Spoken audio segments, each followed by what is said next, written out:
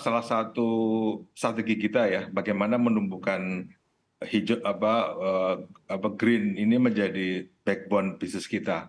Kalau kita kembali kepada 3 segmen, memang untuk segmen korporasi tentu kita harus fokus kepada segmen di mana harus memproteksi lingkungan dan mungkin dalam bahasa lebih ke arah ramah lingkungan ya. Kita juga tidak mau membiayai suatu segmen di mana pada akhirnya akan merugikan stakeholder terutama dari lingkungan sekitarnya. Apalagi yang berakibat kepada perusakan alam dan sekitarnya.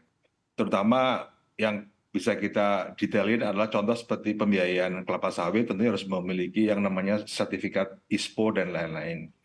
Terus yang kedua untuk yang segmen business banking ya, kita juga akan membiayai seperti rumah sakit, tentunya juga harus disertai dengan AMDAL lingkungan, jangan sampai memberikan limbah rumah sakit yang akhirnya mengganggu masyarakat sekitarnya, tidak memenuhi studi kelayakan dan AMDAL yang dibuat dari awal. Yang ketiga untuk consumer, untuk pembiayaan hijau ini juga sama juga. Intinya adalah bagaimana dekarbonisasi ini bisa sustainable. Contohnya adalah untuk pembiayaan consumer, kita sudah ada program untuk pembelian kendaraan bermotor, terutama yang listrik ya. Kita ada down payment 0%, ya, plus diskon untuk biaya administrasinya. Jadi kurang lebih demikian, Mbak. Baik, untuk kendaraan listrik ini kan banyak bank konvensional juga masih mulai menjajaki begitu karena dari pemerintah juga ini masih banyak pro kontra. Lalu antisipasi apa yang mungkin disiapkan oleh perbankan syariah? Kita di samping menggunakan kita punya jaringan cabang kita untuk menjual KKB ini, kita juga membiayai beberapa multi finance ya, terutama yang memang menggunakan akad syariah. Kita ada program-program insentif untuk mereka, seperti yang tadi bilang bahwa satu adalah dari sisi down payment lebih ringan, yang kedua juga ada diskon untuk pengurusan biaya administrasi pembiayaan di kita. Memang kita tidak mungkin kita sendiri ya, jadi kita harus meleverage juga, kita sebut dengan joint financing, jadi pembiayaan bersama dengan beberapa multi finance yang berbasiskan syariah, tentunya dengan kriteria-kriteria tertentu sehingga kita bisa masuk kategori hijau ini agar dapat menikmati DP 0% dan juga tadi diskon untuk biaya administrasi. Tentunya ini juga di samping kebijakan dari pemerintah ya, untuk PPN juga ada diskon sekitar 10 atau 11% kalau tidak salah. Jadi memang kita mencoba untuk combine antara kebijakan dari pemerintah dan juga dari internal kebijakan pembiayaan dari kita. Demikian, Mbak. Baik, Pak Wani, berdasarkan dialog kami dengan beberapa bank konvensional, ada kekhawatiran juga di mana angka pelunasan ini terjadi lebih cepat daripada ekspektasi perbankan, begitu. Apakah ada kekhawatiran ini juga di perbankan syariah? Saya pikir dalam kondisi makro seperti hari ini, antara pelunasan dipercepat dan bookingan baru menjadi tantangan buat semua bank, masuk bank syariah. Tergantung kepada segmen mana kita akan berekspansi. Contohnya adalah tadi mengenai pelunasan kredit pembiayaan yang bersifat angsuran, terutama consumer, memang ini sangat cepat ini, apalagi dengan membaiknya kondisi perekonomian. Namun ini juga diimbangi dengan penetrasi market dan segmen baru, Mbak.